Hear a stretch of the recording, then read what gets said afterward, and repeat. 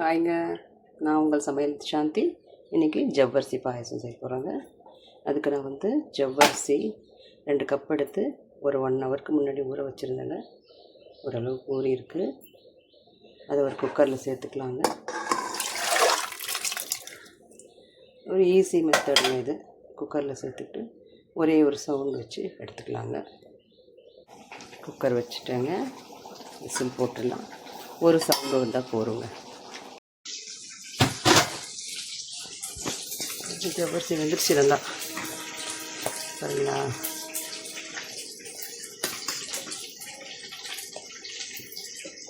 கொஞ்சம் நேரம் அப்படியே மூடி வச்சிடலாம்.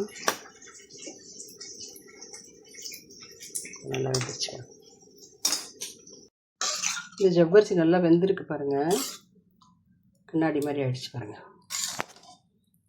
நான் இந்த டம்ளரால் ஒரு டம்ளர் எடுத்திருந்தேங்க ஜவ்வரிசி. அதில் ஒரு சர்க்கரை ஒரு 1.5 டம்ளர் போட்டுக்கிறேன்.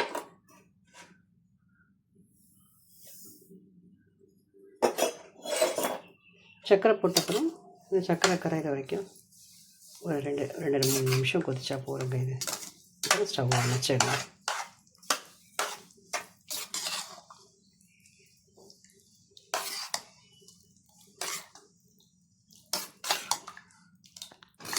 கொதிக்குது பாருங்கள். இந்த நேரத்தில் ஸ்டவ் ஆஃப் பண்ணிடலாங்க. நான் பால் காய்ச்சி வச்சுருக்கிறேன். ஒரு 3/4 லிட்டர் அளவுக்கு பால் காய்ச்சி வச்சுருக்கிறேன். ஏலக்காய் பொடி பண்ணி சும்மா தட்டி வச்சுருக்கிறேங்க. எங்கள் வீட்டில் ஏலக்காய் ஸ்மெல் பிடிக்காது. அதனால் சும்மா ஒரு 3 ஏலக்காய் தட்டி வச்சுருக்கேன். நெய் காய்துங்க. முந்திரி பருப்பு போட்டு இதில் கொட்டிக்கலாம்.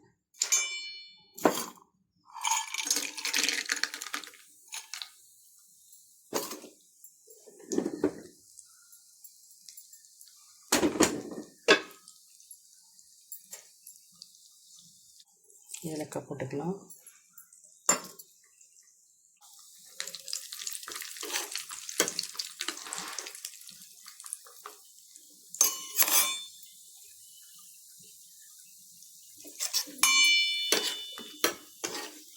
முந்திரி பருப்பு லைட்டாக கலர் சேஞ்ச் ஆகிடுச்சுங்க. ஸ்டவ் ஆஃப் பண்ணிடலாம். பாயசத்தில் போட்டுக்கலாம்.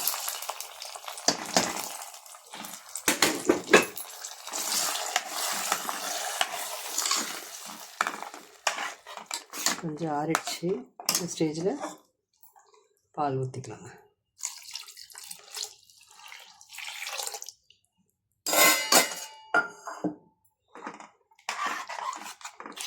பால் ஊற்றிட்டு கொதிக்கணும்னு அவசியம் இல்லைங்க. சில டைமில் திரிஞ்சு போயிடும் பால்.